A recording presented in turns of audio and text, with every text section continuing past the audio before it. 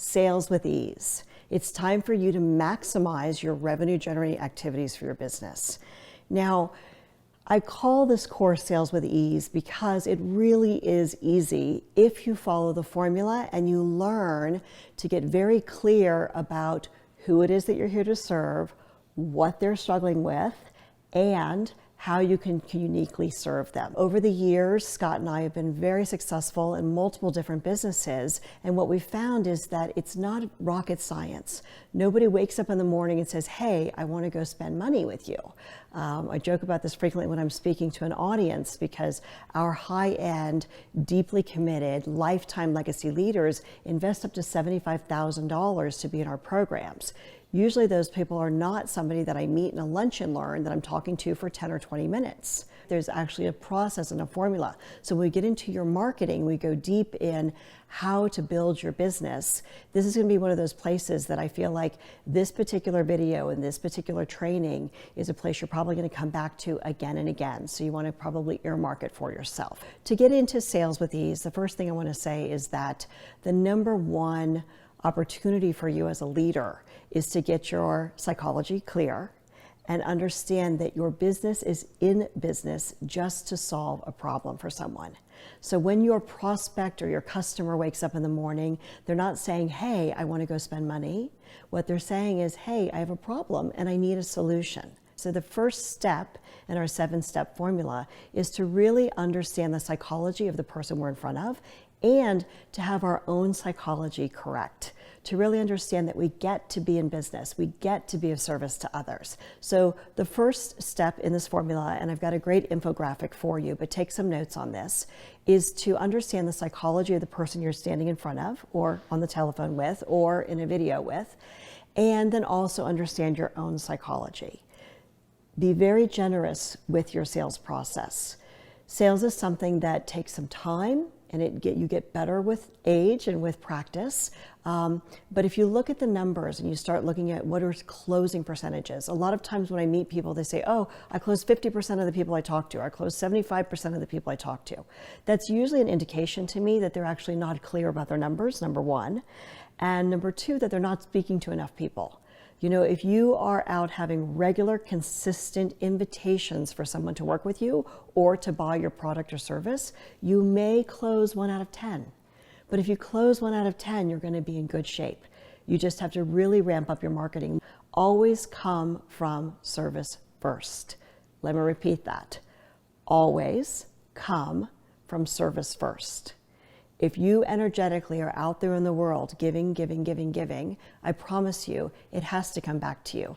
Giving can't happen without a receiver. Receiving can't happen without a giver. So there's an energetic loop that you're creating that's kind of a deeper understanding. So please show up in every interaction with your power of presence, the number one component for you as a leader, really being present, and thinking about how may I serve this person? What can I bring to the table? It requires a really strong presence and a strong listening. 2 step in your 7-step formula for Sales with Ease is to warm up with somebody. So we joke a lot in our world that marketing is foreplay and sales is the deed. And if you've ever been on a date with somebody that wants to get right to the deed without a little foreplay, you can see, you know that feeling where it's just not so yummy. The challenge I see with too many salespeople, and listen, we're all in sales in some form or fashion, is that they want to go right for the sale, but they don't actually, again, listen carefully and honor what's the solution to my problem if I'm on the other side. The warm-up is a place where you get to actually know somebody. You'll ask them a few questions. In a networking environment, it might be just like, hey, where are you from? Do you have a family? Do you come to these kind of networking events very often? Tell me a little bit about what you're up to. These are all what we call kind of surface level warm-up questions. They're not complicated. They're not too personal. You're building rapport and building the relationship. There's a common saying that people buy from people they know, like, and trust. And I think it's really true. We earn the right to do business with our prospects and our customers and our clients. So this is the place where you get very adept at building relationships quickly. The better you are at doing this skill, if you will, the faster your business will grow. All human beings want to be seen and heard and listened to. So if you can become a very adept listener and really care, here's a place where I think it becomes a practice, and it's really more of a spiritual practice than anything else, and that is in finding something you love about the person you're in front of. If you can find something about them, it could be their hair, it could be with their outfit they're wearing, it could be the way they carry themselves, it could be something, but I don't want you to be falsely likable, if you will, or liking them, but just really look at that person and find there's something unique and special about every person. The faster you fall in love with them, the energetics, again, release them to kind of feel open and warm around you. So our first two steps are the psychology, having our psychology feel good, understanding that they didn't get up this morning to go buy something, but that somewhere they may have a problem that you may have an opportunity to serve them with.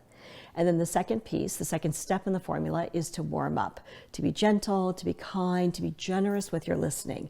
Frequently when I am out networking, and I learned this from one of my mentors and dear friends, Sandra Yancey, when I'm in a networking event, I'll ask, what do you need most in your business and how can I support you?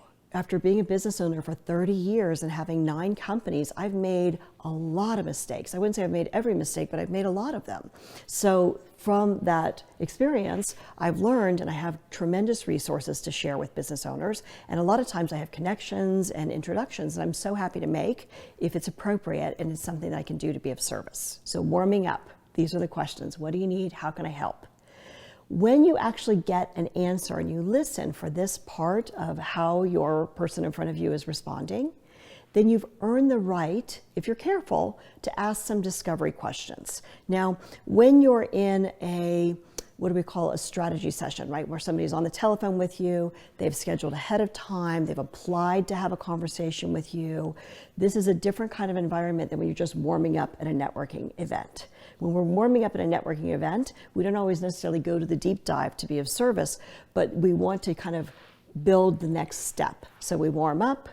If we like them, we kind of see what's going on. You might uncover that this person could be a prospect for you. My encouragement is then to schedule another conversation. Don't try to go for the sale right then and there. But if it's in the right environment where you're on the phone to solve a problem and they're clear and you're clear, number 3, which is the discovery questions, is where you're going to kind of open up some of the emotion. So what do I mean by that? Somebody you've met, you've decided that you like them, they like you, you've done a little bit of a good warm-up, now you're on a telephone call, they've applied to have a call with you, they've applied to actually have a conversation, or they've put that on their schedule, and they've asked for your help. That makes the distinction there. In the discovery process, you can really start to ask people questions like, I understand that this isn't working for you. How does that make you feel?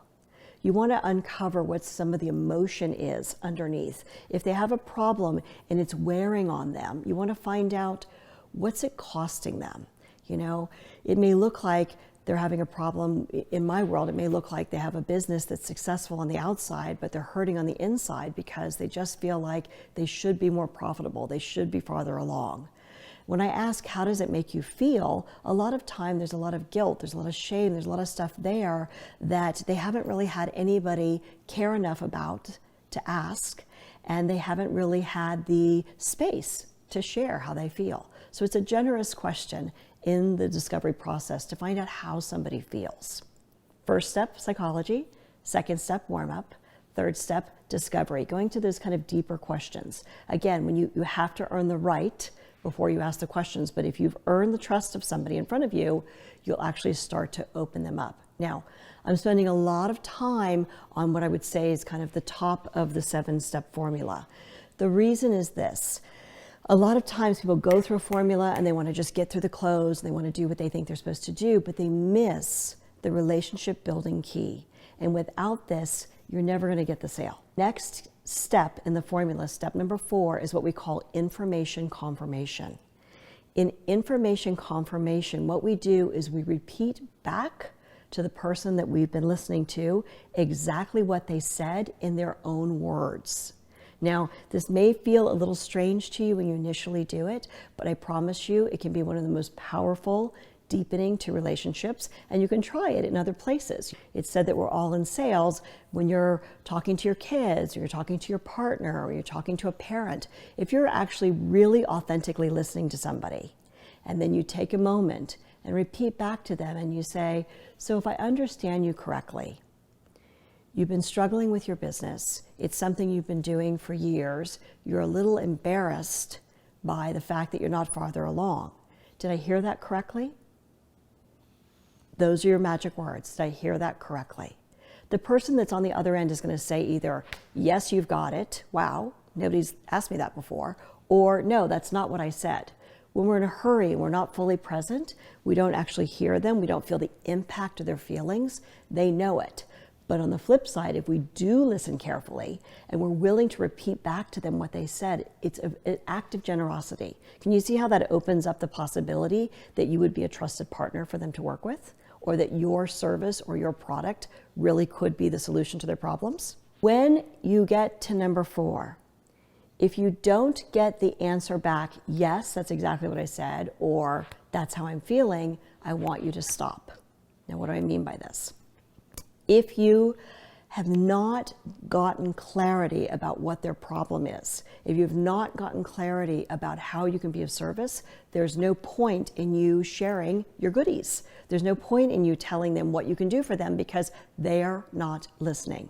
And 9 times out of 10, when I have a client call me and say, hey, I had this conversation, it was going really well, and then I ask, did you slow down and do the information confirmation? If they didn't get the sale, 9 times out of 10, they didn't do this process.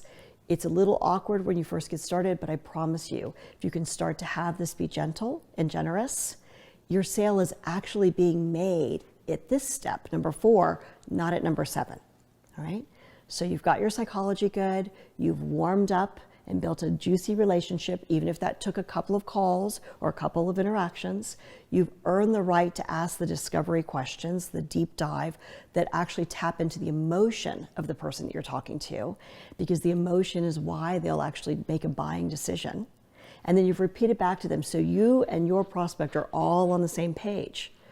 The 5th question and the 5th step is so important. I want you at this point in time, again, before you start telling them how you can help them, this takes a lot of discipline, I want you to ask them, what else have you tried in the past to solve your problem? And I want you to zip it. And I want you to listen carefully, because now you're like all eager, you're lined up, you want to give your offer, you want to have them sign up and be a partner, but it's not time yet. There's one more thing you've got to do. And that is this piece. Find out exactly what their level of commitment is. They may be feeling icky, they may have been struggling with this for years, but they may be a little addicted to the struggle. It's kind of a human condition. They may be really comfortable with being uncomfortable because it gives them something to complain about. And if they're not willing to take action to solve their problem, you're not going to get a sale. Problem, solution. There's an action that has to happen in here. Right? So if they're like, no, I love hanging out here in pain land, it's not going to help that you have a great solution, because they're like, no, look at me, I'm in pain. Okay, get the idea? So this 5th question is, what have you tried in the past? And why did it not work? And along those same lines, if I had a solution for you, I don't know if I do, take it back a little bit, but if I had a solution for you, would you be willing to take action today? Not next week, not next month, not next year. Why or why not? If I had a solution for you, not sure I do, but if I did, would you be willing to take action today? This is priceless. They're tied in, they're in their emotion, they're going to tell you why or why not. Sometimes they'll say yes, sometimes they'll say no. Now, a very common thing that happens in our world, and again, it's not inexpensive to have me as a business partner. But a very common thing that happens is that people will invest in a legacy leaders partnership with our company, wire transfer the money, and then say, what did I buy? They actually have no idea, because their whole remembering of our conversation is how I made them feel, how I just listened to them, how they knew they had a problem, how they knew I had a solution, but they don't have any idea what the solution is because it doesn't matter. That's not why they buy.